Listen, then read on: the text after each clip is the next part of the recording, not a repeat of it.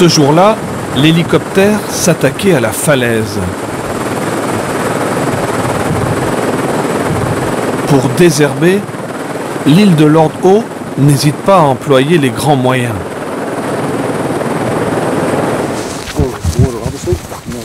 Cet hélicoptère a fait un long voyage.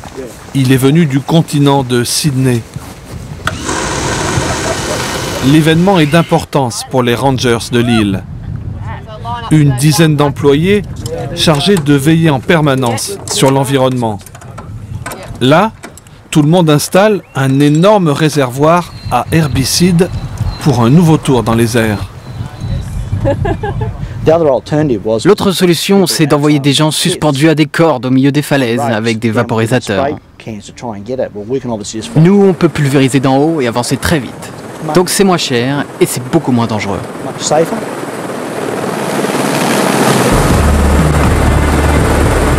L'hélicoptère comme outil de jardinage. Pour Hank Bauer, le chef des Rangers, c'est une occasion unique de combattre l'ennemi, le bitou. Cette mauvaise herbe a envahi l'île. Il faut la supprimer coûte que coûte.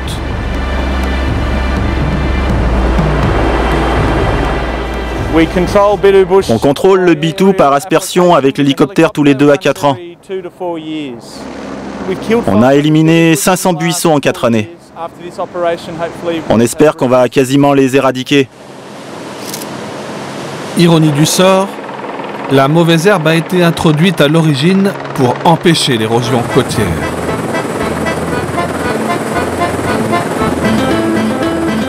Nous sommes à 700 km au large de Sydney, dans l'océan Pacifique.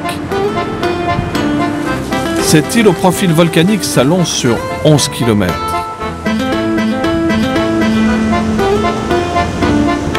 La plupart des 300 habitants descendent des premiers colons britanniques, installés en 1834. D'autres sont venus pour travailler dans l'administration ou le tourisme.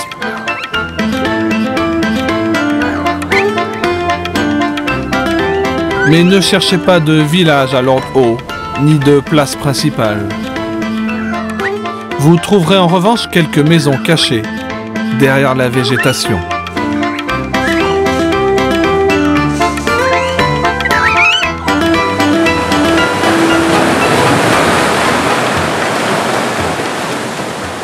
Ian et Dean habitent tous les deux sur l'île. Ian Hutton a débarqué ici il y a 20 ans environ. Depuis, il a écrit des livres sur les oiseaux, les poissons, les coraux, les arbres. Enfin, un peu sur tout, pourvu que ça parle de Lord Howe et de nature. Aujourd'hui, comptage des naissances chez les fous masqués.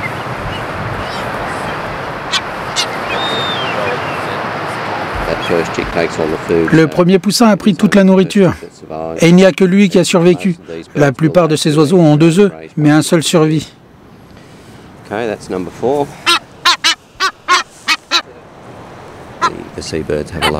Ici, les oiseaux de mer trouvent à se nourrir. Ils ont besoin de se poser à terre pour se reproduire. C'est pourquoi ils viennent à Lord Howe. Il n'y a pas de prédateurs originaires de l'île. Ils sont complètement en sécurité.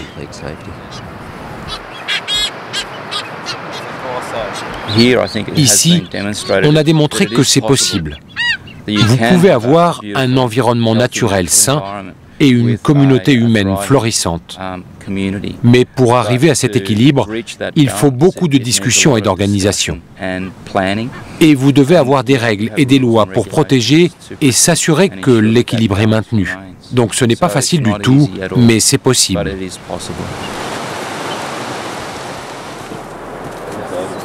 L'équilibre entre les hommes et la nature, la grande question à Lord Howe. Et voilà qu'au détour du chemin, on tombe sur une wooden, une espèce de kiwi local très rare. Dans les années 70, on pense qu'il n'en restait plus que 20, maximum 30. Et maintenant, il y en a 300 tout autour de l'île. Et ceci grâce à un programme de sauvetage au début des années 80 qui a consisté à se débarrasser complètement des chats, des cochons et à contrôler les chiens. Ils ont pu se reproduire à nouveau sur l'île. Le projet Wooden a été le plus réussi de tous les projets de réimplantation d'oiseaux au monde. Depuis, la Wooden s'est tellement bien accoutumée qu'elle picore jusque dans les bureaux de l'administration.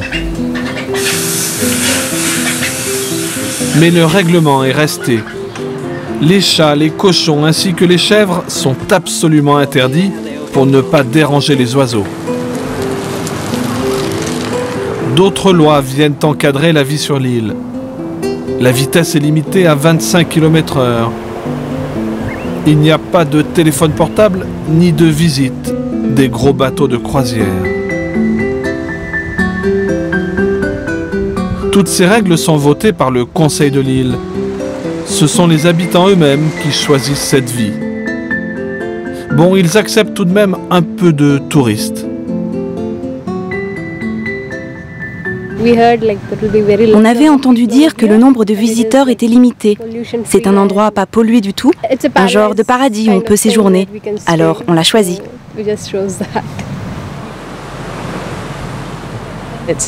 Je trouve ça bien d'avoir une circulation lente, pas beaucoup de voitures et beaucoup de gens qui marchent, qui font du vélo ou qui roulent en voiture électrique. C'est bien. En plus, c'est très propre et très beau à voir. Et certains de ces touristes volent au secours des plantes de Lord Howe. Car elles sont en danger.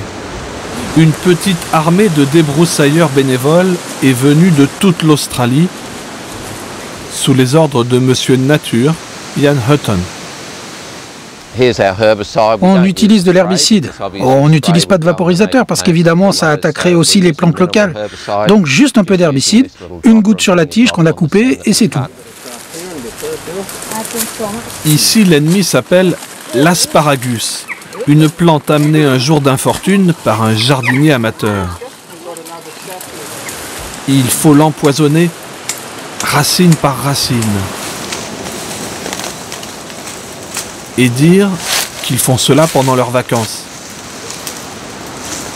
On est tous bénévoles. On paye pour notre voyage, on paye pour notre séjour, mais c'est pour le bien de l'île. Les petits arbres comme celui-là sont étouffés par l'asparagus. Ils n'ont pas pu pousser et peuvent même mourir. Maintenant, celui-ci a été libéré et celui-là aussi. Le soleil peut les atteindre et ils peuvent devenir très grands.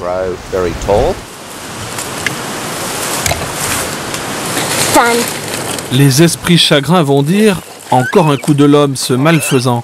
Mais il semblerait que cet oiseau noir soit aussi dans le coup. Le Karawong de Lord Howe est responsable de la dissémination de l'asparagus parce qu'il en mange les fruits et ensuite les disperse partout dans la forêt. Et plein de petites plantes poussent partout. À se demander si ce n'est pas le Karawong lui-même qu'il faudrait éradiquer. Ah non, j'oubliais un détail, il est du coin lui.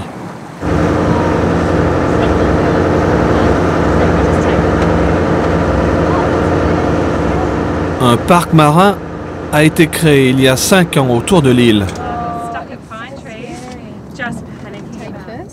Saliane travaille pour ce parc et ce matin, elle se met à l'eau avec Taz, qui lui tient un club de plongée. Tous deux unissent leurs efforts pour surveiller le lagon.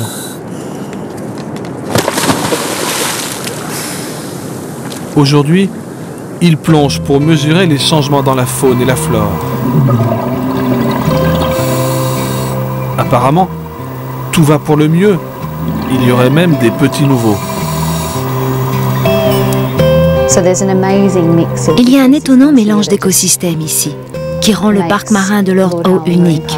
Une abondance de poissons, différents types de coraux, un mélange de macroalgues.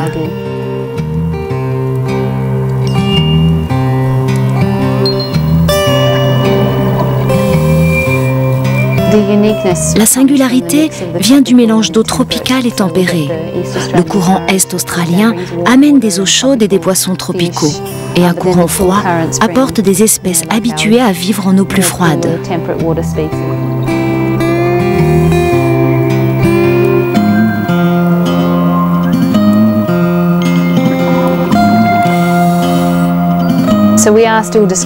On découvre encore de nouvelles espèces, ce qui est très excitant. Et il y a de nombreuses espèces qu'on ne trouve que dans ces eaux-là.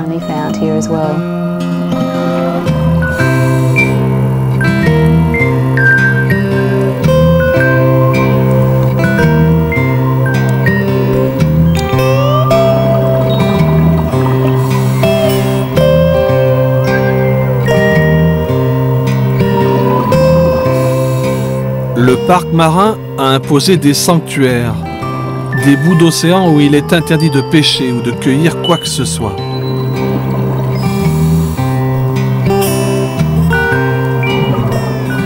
Taz a connu des vieux pêcheurs qui renaclaient devant ces nouvelles règles drastiques.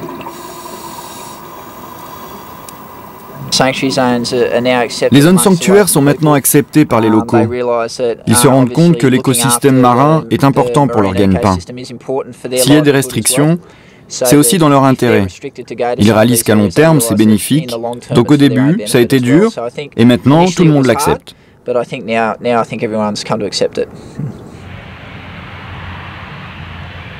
Chaque jour, un avion arrive de Sydney au Brisbane. Aujourd'hui, l'île attend un de ses bienfaiteurs. C'est pourtant la première fois qu'il va mettre le pied sur l'île avec sa femme Frances. Tout ce que vous voyez sur la droite, c'est le lagon, protégé par des récifs.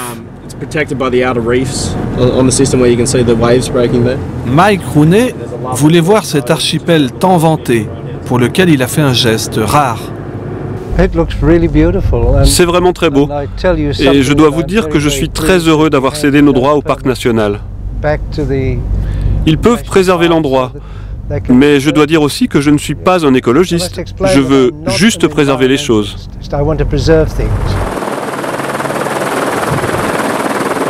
Mike Rooney a longtemps dirigé une grande société. Et pendant des années, ses bateaux ont pêché des poissons de grand fond autour de l'archipel. Et puis un jour, il a décidé de faire don de ses droits de pêche au parc marin. Pour que jamais plus des navires industriels ne viennent mettre en danger les espèces locales. C'est très inhabituel. La politique de notre entreprise était de faire attention très sérieusement à la préservation des ressources. Pour garder la possibilité de pêcher sans abîmer cette ressource.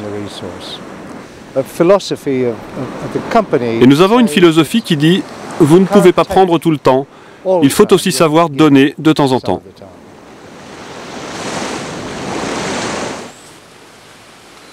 Énergie solaire, utilisation maximale de l'eau de pluie, une telle île se doit bien évidemment d'être irréprochable.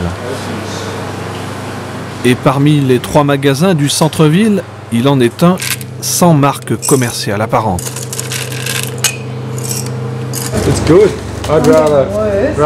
C'est bien. Il n'y a pas besoin d'emballage pour acheter ça. J'amène mon propre sac, j'amène mes pots, je mets mes chocolats dedans. On doit réutiliser et recycler. Comme ça, on ne produit pas de cochonneries.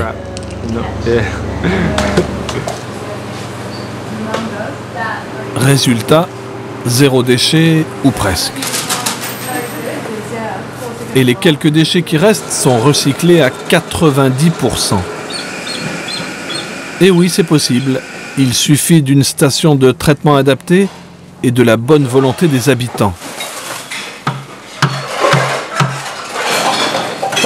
Tous les déchets organiques, eux, serviront à faire du compost pour l'agriculture locale. Et les objets usés dont on veut se séparer ne finissent jamais à la poubelle. C'est comme une brocante. N'importe qui peut laisser ici quelque chose dont il n'a plus besoin et qu'on peut encore utiliser. Et si quelqu'un veut l'emporter, il le fait. On doit être conscient des déchets qu'on produit. C'est un coût énorme pour l'île d'envoyer ses déchets sur le continent.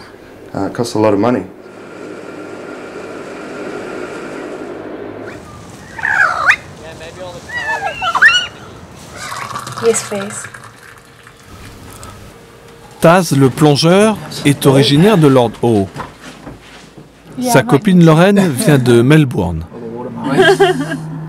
Simple locataire pour l'instant, leur rêve est d'emménager dans leur propre maison, mais pas si simple.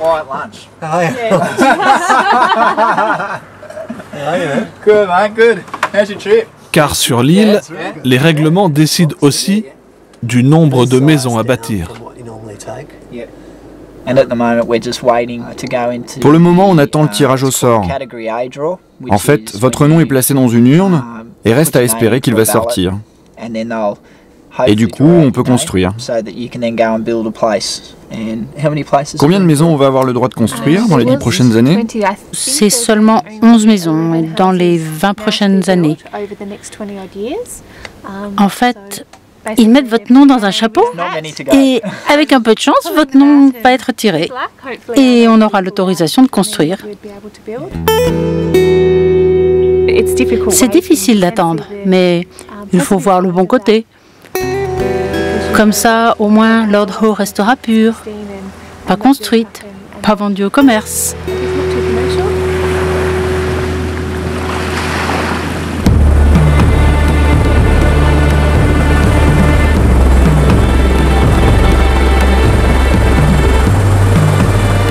La pyramide de Ball, un éperon rocheux planté dans l'océan, à 20 km de l'île principale. Ici, il y a quelques années, une expédition a trouvé par hasard un animal très rare que l'on croyait disparu à jamais. Aujourd'hui, 2 rangers sont déposés quelques heures sur cet îlot interdit au public pour surveiller cette étrange bestiole. Bon, nous on les laisse grimper tout seuls sur ce pic vertigineux.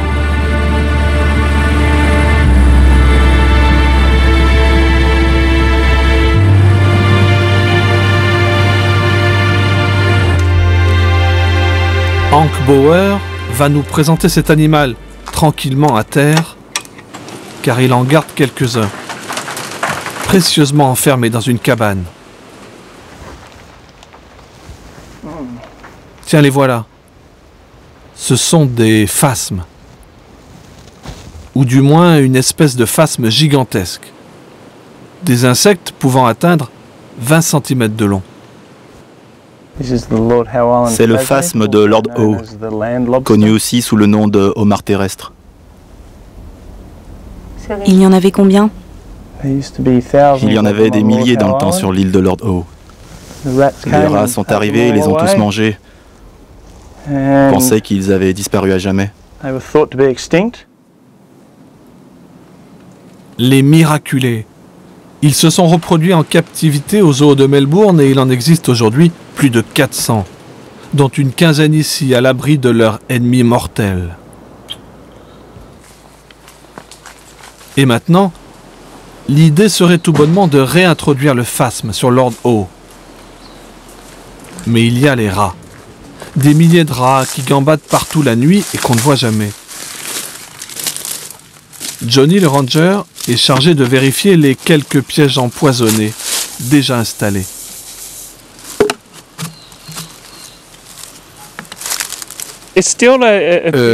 C'est un problème très sensible pour l'île. Mais moi, personnellement, je pense qu'il y a un problème. Se débarrasser des rats serait une bonne chose pour Lord Howe. L'homme a introduit les rongeurs au paradis. Les rats ont profité d'un naufrage pour débarquer ici en 1918. Ils se sont multipliés en quelques mois et ils ont rapidement éliminé plusieurs espèces d'oiseaux ou d'insectes, dont le phasme, leur friandise préférée. La solution est donc toute trouvée.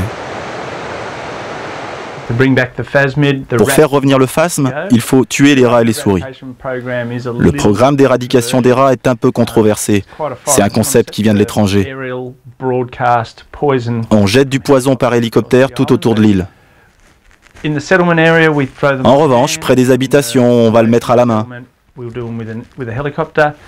Certains membres de la communauté sont un peu inquiets. On doit passer par tout un processus de consultation.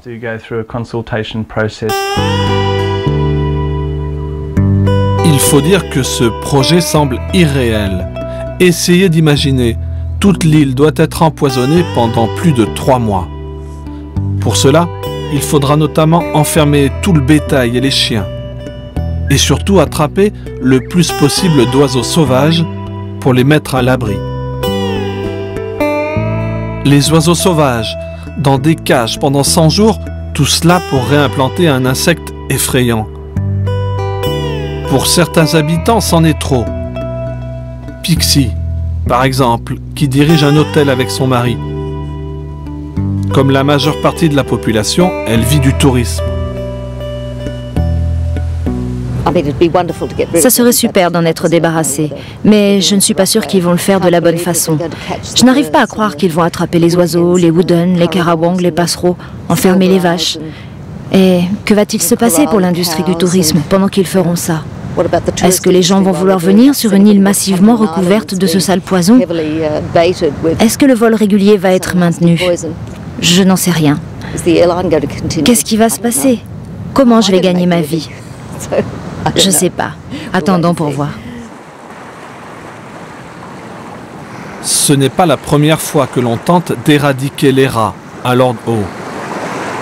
Dans les années 20, les habitants ont fait venir un gros rapace, méthode naturelle. Mais on ne peut pas dire que ce fut une grande réussite. Même Hank, qui dirige le nouveau programme, se méfie un peu des conséquences. On voudrait réintroduire la petite chouette qui a disparu quand le conseil de l'île a fait venir la grande chouette qui devait contrôler les rats. Mais pour réintroduire la petite chouette, on doit d'abord contrôler les rats et tuer la grosse chouette. C'est très compliqué. Dans l'écologie d'une île, si tu commences à tirer sur un fil de l'écosystème, toute la pelote se défait. Le programme d'éradication des rats sera à l'étude jusqu'en 2011. Après, la population sera appelée à voter. C'est pour tuer les champignons qui peuvent s'attaquer à la végétation de l'île. Juste une précaution. Les gens ont pu les ramener de Sydney ou d'ailleurs.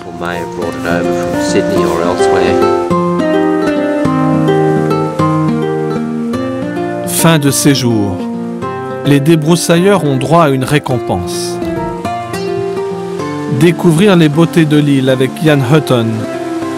Admirer des coraux très rares, vivant dans des rochers immergés à marée haute. C'est un bel exemple pour le reste du monde. Les gens viennent ici et voient que c'est un endroit dont l'environnement est vraiment bien protégé. Les débroussailleurs bénévoles sont déjà des convaincus, ils vont même parfois plus loin que le naturaliste. Je pense que la Terre est faite pour tous les animaux et les plantes.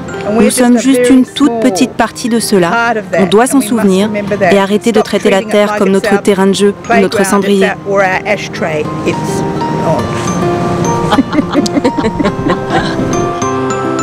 Certains penseront que tout cela est dérisoire. Des fortunes dépensées pour réimplanter un insecte. Des années de labeur pour chasser les plantes venues d'ailleurs. La nature au-dessus de l'homme. Oui, certains le penseront, comme quoi, à chacun son idée du paradis.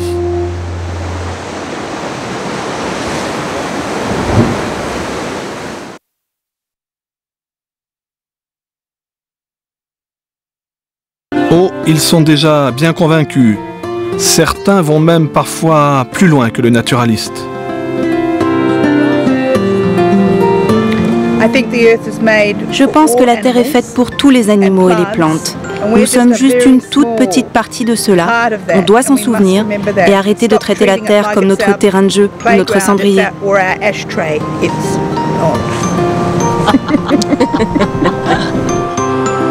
On pourrait penser que tout cela est dérisoire. Des fortunes dépensées pour réimplanter un insecte, des années de labeur pour chasser les plantes venues d'ailleurs, la nature au-dessus de l'homme. Oui, on pourrait le penser. Comme quoi, à chacun son idée du paradis.